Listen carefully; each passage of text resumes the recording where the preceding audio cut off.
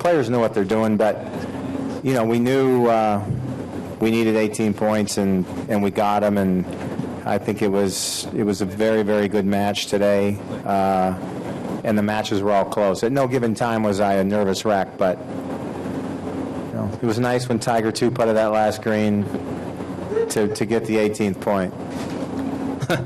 I was like a similar position as Freddie. You know, where's our fourth point going to come from? And I was at a point where I wasn't feeling my best coming down the stretch, and happened to get a one-up lead, and I was just trying to just hang on to that. Problem is, I knew that I wasn't feeling good, and if I happened to mess up 18, we had to go down. We had to continue playing until it's been decided. So I was like, I really don't want to play anymore. Well, that's it on Sports News. And News Track as well. Thank you for watching. I am Amarachi Bani. And I'm Charles Eruka. Up next is the Channels Beam.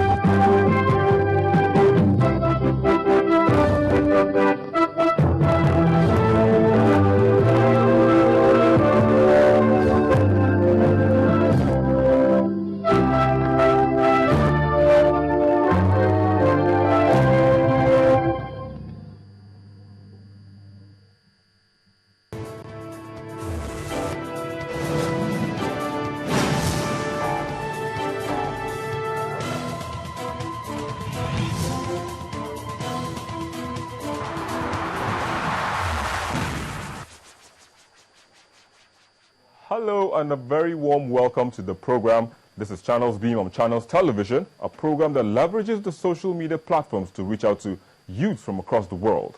I am Victor Matthias and welcome. It is 53 years since the struggle by then young Nigerians ensured that the British colonial masters gave up their hold on Nigeria. The country has since witnessed coups, counter-coups and even a civil war. Military incursion into politics and a botched presidential election has also been part of the 53-year independence history of the world's most populous black nation. However, with the advent of information and communication technology, today's youths actively engaged in triptivism and QWERTY thuggery are calling for a paradigm shift in the mode of governance from the old guard to the new. The youths are staking the claim to partake in the governance of the country and are citing young heroes past who salvaged Nigeria from the chains of colonialism. Today, I have the study director, Center for International Professional and Advanced Studies in Lagos, Anthony Kila. Thank you for coming on the program. Thank you for having me. Well, we're just looking at Nigeria 53. Some are joking that it's an odd number, and that's why we are where we are, having so many odd things happening in the country. What do you think about this? Well, I think it's always good to joke. If we don't joke, we'll be crying in this country. So let's accept all the jokes. My take is on Nigeria's story and history, contrary to what people say. When they make it complicated, it's simply a history of 3 generations.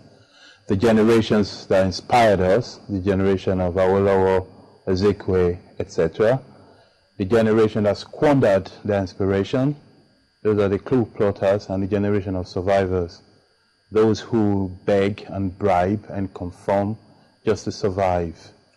All right, you just spoke about the generation now. If you look at this generation, most of them were probably in their youth. But now the youth are strangled. We have a political party that has a youth leader at 60.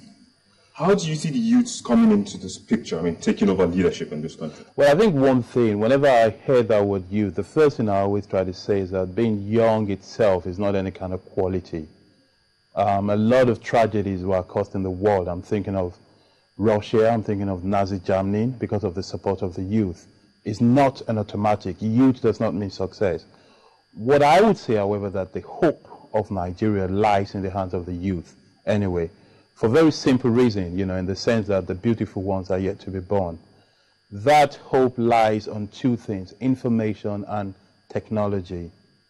These youth, this young generation coming up have access to lots of information and lots of technology in real time, which allows them to compare information and ask for more. They can see what's going on in their country and the rest of the world. Well, I mean, talking about youth not being a success, I mean, a protest was staged to the National Assembly to ask what they do. I mean, they have this percentage of a large budget, yes, which they claim is just meager. They claim it's just 3%, that we should find the ways, the youth should find the ways to 97%. Yeah. Do you think that is not something, don't you think the youths are actually taking steps into making sure that? Well, absolutely. That is the fact. You see, I said information technology. That is step one. They want information. That's the beginning of a transparent civil democratic society. Is based on information. Now, when people ask, I mean, for people to know, they must ask.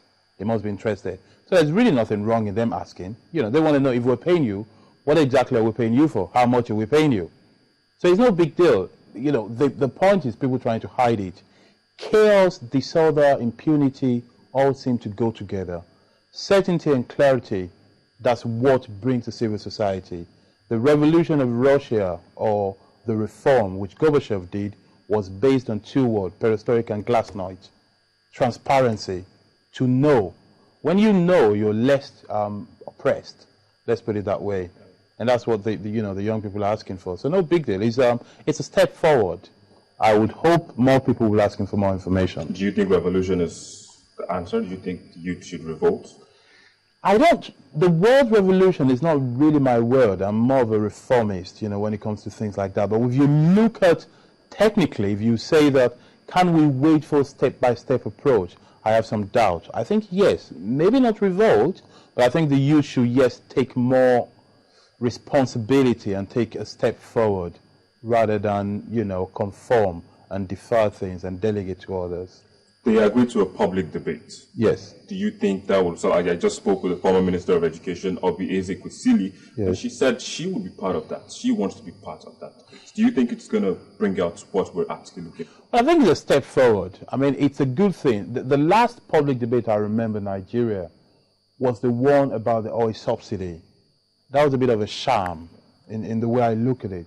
But generally, debate is good. It's always good for people to talk about things.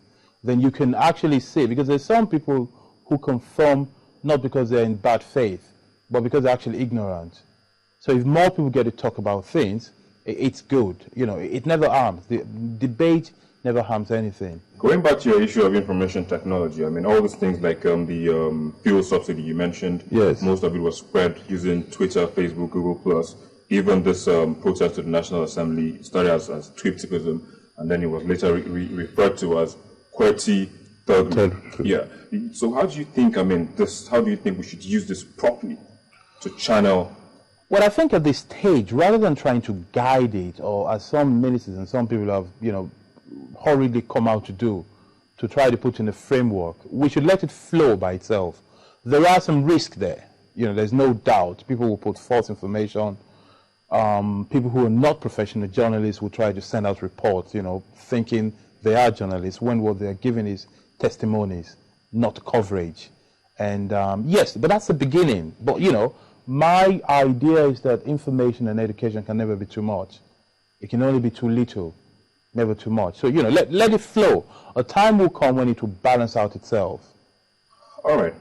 Anthony Kila, Professor of Strategy and Development, currently the Director of Studies at the Center for International Advanced Professional Studies in Lagos. Yeah, thank you for coming on the program. Thank you for having me. My producer tells me that your messages on Facebook, Twitter, as well as Google Plus are coming in. Keep them coming. We'll look at them. We'll even read some of them at the end of the program. But then before we go, our online community is ready and raring to go. We'll take a break, and when we return, we'll catch up with them. Please join us after this.